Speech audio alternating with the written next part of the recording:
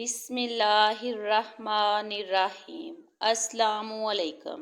نبی اکرم صلی اللہ علیہ وآلہ وسلم کے چچا رضائی بھائی، وفادار دوست، امیر طیبہ، کاشف الکرب، اسد اللہ واسد الرسول، سید الشہداء، سیدنا ابو عمارہ حمزہ رضی اللہ عنہ، اسلام کے عظیم سپاہی، جلیل القدر سپہ سالار، صف اول کے مجاہد اور غزوہ بدر کے فاتح ہیں۔ آپ رضی اللہ عنہ کا سلسلہ نسب یہ ہے: حمزہ بن عبد المطلب بن ہاشم بن عبد مناف بن قصی، اور والدہ کی طرف سے کچھ یوں ہے: حالہ بنت وہب بن عبد مناف بن زہرہ بن کلاب بن مرہ۔ شعر و شاعری، گھڑ سواری اور سیاحت آپ کے پسندیدہ مشاغل تھے۔ قبائل عرب میں آپ کو انتہائی قدر کی نگاہ سے دیکھا جاتا تھا۔ یہی وجہ ہے کہ قریش مکہ کے بڑے بڑے رئیس سیدنا حمزہ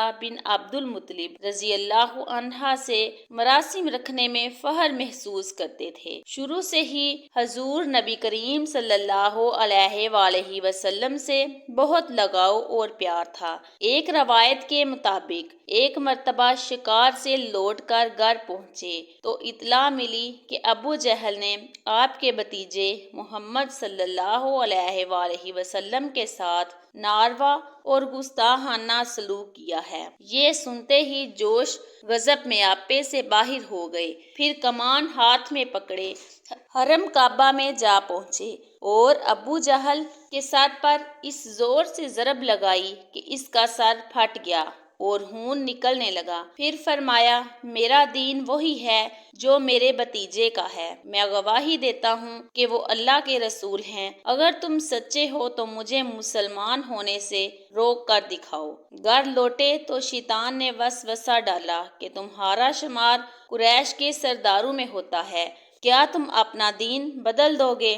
آپ رضی اللہ تعالیٰ عنہ کی پوری رات بے چینی اور اضطراب میں گزری۔ صبح ہوتے ہی بارگاہ رسالت میں حاضر ہوئے اور اس پریشانی کا حل چاہا تو رحمت عالم صلی اللہ علیہ وسلم نے آپ کی طرف توجہ فرمائی اور اسلام کی حقانیت اور صداقت ارشاد فرمائی۔ کچھ ہی دیر بعد آپ رضی اللہ تعالیٰ عنہ کے دل کی دنیا جگمگ جگمگ کرنے لگ گئی اور زبان پر یہ کلمات جاری ہو گئے: میں گواہی دیتا ہوں کہ آپ سچے ہیں۔ بارگاہ رسالت میں مقام و مرتبہ پیارے آقا محمد مصطفیٰ صلی اللہ علیہ وسلم آپ رضی اللہ تعالیٰ عنہ سے بے حد محبت کیا کرتے اور فرماتے تھے کہ میرے چچاؤں میں سب سے بہتر حضرت حمزہ رضی اللہ تعالیٰ عنہ ہیں۔ کفار و مشرکین مکہ سیدنا امیر حمزہ رضی اللہ عنہ اور سیدنا عمر فاروق رضی اللہ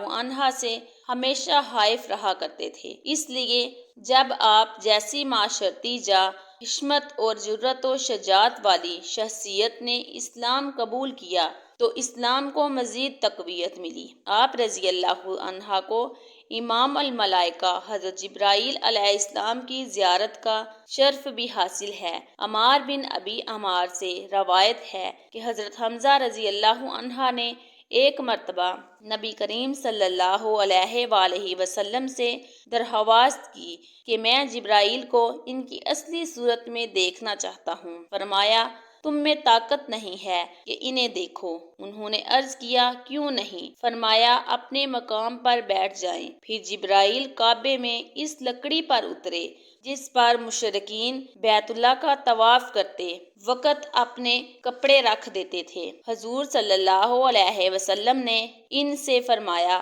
اپنی نظر اٹھاؤ اور دیکھو۔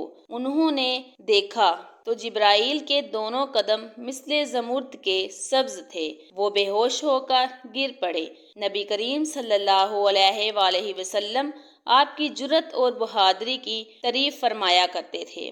آپ نے آخری سانس تک خود کو اسلام کی سربلندی کے لیے وقف کر دیا اور مجاہدین اسلام کے سردار بن گئے۔ آپ رضی اللہ عنہ ہمیشہ بغیر زرہ پہنے جہاد کرتے۔ سیدنا امیر حمزہ رضی اللہ عنہ نے غزوہ احد میں عظیم خدمات سر انجام دیتے ہوئے جام شہادت نوش فرمایا۔ ابن اسحاق سے روایت ہے کہ احد کے دن حضرت حمزہ رضی اللہ عنہ رسول اللہ صلی اللہ علیہ وسلم کے آگے 2 تلواروں سے جنگ کر رہے تھے اور کہہ رہے تھے کہ میں اسد اللہ کا شیر ہوں۔ یہ کہتے ہوئے کبھی آگے جاتے اور کبھی پیچھے ہٹتے۔ وہ اسی حالت میں تھے کہ اچانک پھسل کر اپنی پیٹھ کے بل گر پڑے۔ انہیں وحشی اسود نے دیکھ لیا۔ اس نے آپ رضی اللہ عنہ کو نیزہ کھینچ کر مارا اور شہید کر دیا۔ ایک روایت میں ہے کہ پھر حبشی نے انہیں نیزہ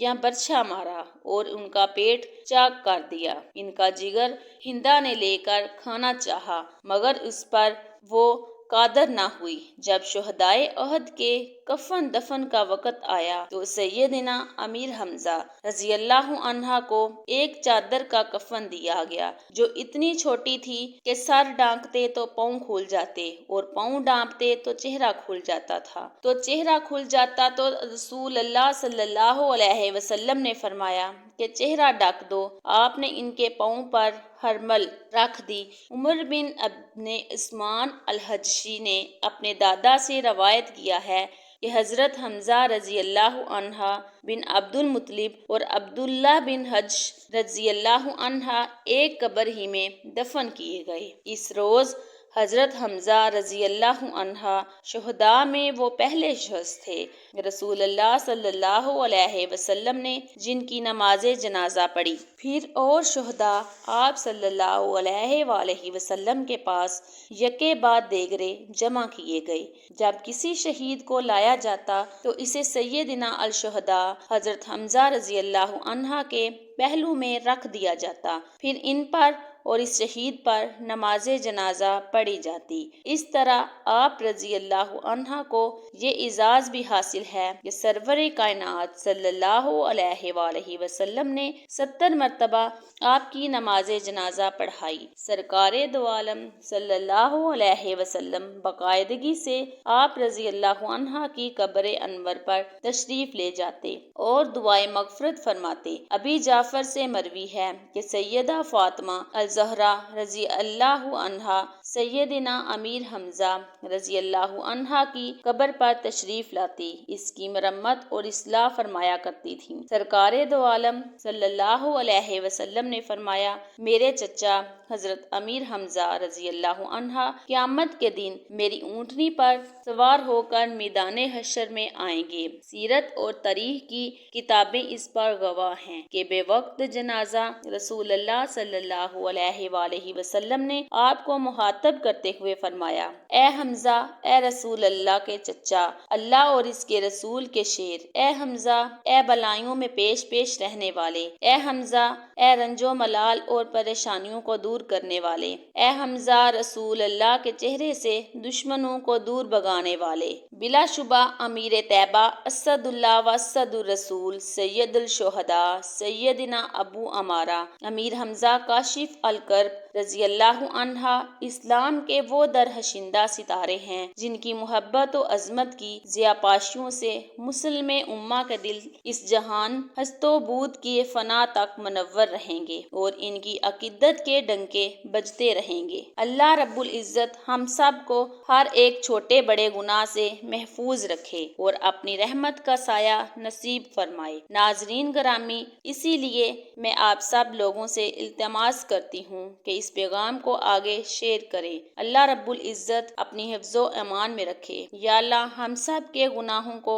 معاف فرما، صحابہ کرام کے نقش قدم پر چلنے کی توفیق عطا فرما۔ اللہ ہم سب کا حامی و ناصر ہو، آمین۔